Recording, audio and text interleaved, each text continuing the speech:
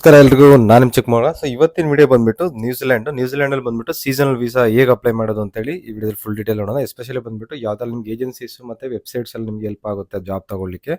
So ಅದಾದ್ಮೇಲೆ ಯಾರೆಲ್ಲ ನಿಮಗೆ ಪೊಸಿಷನ್ಸ್ ಅವೈಲೇಬಲ್ ಇದೆ ಅದ್ರ ಬಗ್ಗೆ ಫುಲ್ ಡೀಟೇಲ್ ಆಗಿ ವಿಡಿಯೋದಲ್ಲಿ ಎಕ್ಸ್ಪ್ಲೈನ್ ಮಾಡ್ತೀನಿ ಸರಿನಾ.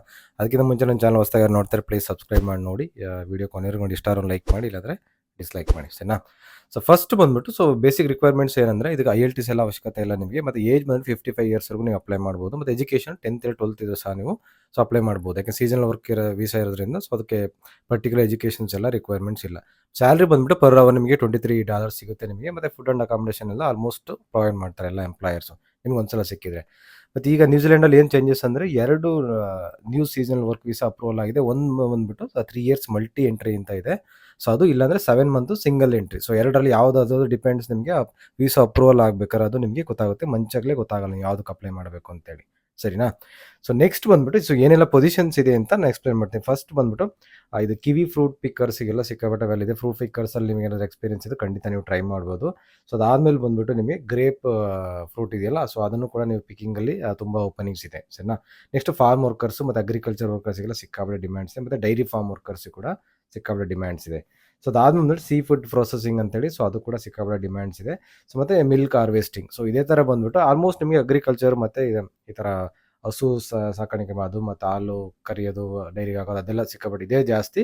ಸೀಸನಲ್ ವರ್ಕ್ ವೀಸಾ ಅಂದರೆ ಸೊ ಇದೇ ಜಾಸ್ತಿ ಇರುತ್ತೆ. ಮತ್ತು ಕ್ಲೀನರ್ಸ್ ಯಾರು ಇದ್ದರೆ ಅವ್ರಿಗೂ ಕೂಡ ಸಿಕ್ಕಾಪಟ್ಟೆ ಡಿಮ್ಯಾಂಡ್ಸ್ ಇದೆ ಸರಿನಾ.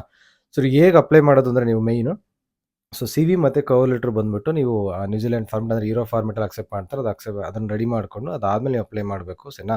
ಸೊ ಅಪ್ಲೈ ಮಾಡೋದು ಹೇಗೆ ಅಂದರೆ ನಾನು ನಿಮಗೆ ಏಜೆನ್ಸೀಸ್ ಲೀಸ್ಟ್ ಮತ್ತು ಜೆನ್ಯೂನ್ ಆಗಿ ನಿಮಗೆ ಏಜೆನ್ಸೀಸ್ ಯಾರೆಲ್ಲ ನಿಮಗೆ ಹೈರ್ ಮಾಡ್ತಾರೆ ಅವ್ರದ್ದು ಅಮೌಂಟ್ ಏನು ಇಸ್ಕೊಳಲ್ಲ, ಇದು ಫ್ರೀ ರಿಕ್ರೂಟ್ಮೆಂಟು ಸರಿನಾ. ಅದಾದ್ಬಿಟ್ಟು ವೆಬ್ಸೈಟ್ ನಿಮಗೆ ಲಿಸ್ಟ್ ಕೊಡ್ತೀನಿ. ಸೊ ನಾನು ನಿಮಗೆ ಸ್ಕ್ರೀನ್ಶಾಟ್ ಹಾಕ್ತೀನಿ. ಸೊ ಅದನ್ನು ಸ್ಕ್ರೀನ್ಶಾಟ್ ತೊಗೊಂಡು ಅದ್ರಲ್ಲಿ ಅಪ್ಲೈ ಮಾಡಬೇಕಾದ್ರೆ ನೀವು ಯಾವ ಪೊಸಿಷನ್ಗೆ ನೀವು ಅಪ್ಲೈ ಮಾಡ್ತೀವಿ ಅದರಲ್ಲಿ ಸ್ಯಾಲ್ರೀಸ್ ಎಲ್ಲ ಏನು, ಮತ್ತು ಫುಡ್ ಆ್ಯಂಡ್ ಅಕಾಮಿಡೇಷನ್, ಮತ್ತು ಅವರು ವೀಸಾ ಕೊಡ್ತಾರಾ ಇಲ್ವಾ, ಅವರು ಸ್ಪಾನ್ಸರ್ಡ್ ಮಾಡ್ತಾರಾ ಇಲ್ವಾ ಅಂತ ಅದನ್ನು ಚೆಕ್ ಮಾಡ್ಕೊಳ್ಳಿ. ಅದು ಎಂಪ್ಲಾಯರ್ ನೇಮ್ ಬಂದ್ಬಿಟ್ಟು ನೀವು ಹೇಗೆ ಅವರು ರೆಕಗ್ನೈಸ್ ಸೀಸನಲ್ ಎಂಪ್ಲಾಯರ್ ಲೀಸ್ಟ್ ಅಂತೇಳಿ ಒಂದು ಲಿಂಕ್ ಕೊಡ್ತೀನಿ. ಅದ್ರಲ್ಲಿ ಹೋಗ್ಬಿಟ್ಟು ಆ ಎಂಪ್ಲಾಯರ್ ಯಾರಿದ್ದಾರೆ ಸೊ ಅದನ್ನು ಚೆಕ್ ಮಾಡಿ. ಆ ಲೀಸ್ಟಲ್ಲಿ ಇದ್ರೆ ಮಾತ್ರ ಅವ್ರು ಮಾತ್ರ ನಿಮಗೆ ಸ್ಪಾನ್ಸರ್ ಮಾಡೋಕ್ಕಾಗುತ್ತೆ, ಬೇರೆ ಯಾರು ಸ್ಪಾನ್ಸರ್ ಮಾಡೋಕ್ಕಾಗಲ್ಲ. ಹಾಗಾಗಿ ಅವ್ರು ಇದ್ದಾರಾ ಇಲ್ವಾ ಅಂತೇಳಿ ಚೆಕ್ ಮಾಡ್ಕೊಂಡು ಅದಾದಮೇಲೆ ನೀವು ಅಪ್ಲೈ ಮಾಡಿ ಸರಿನಾ.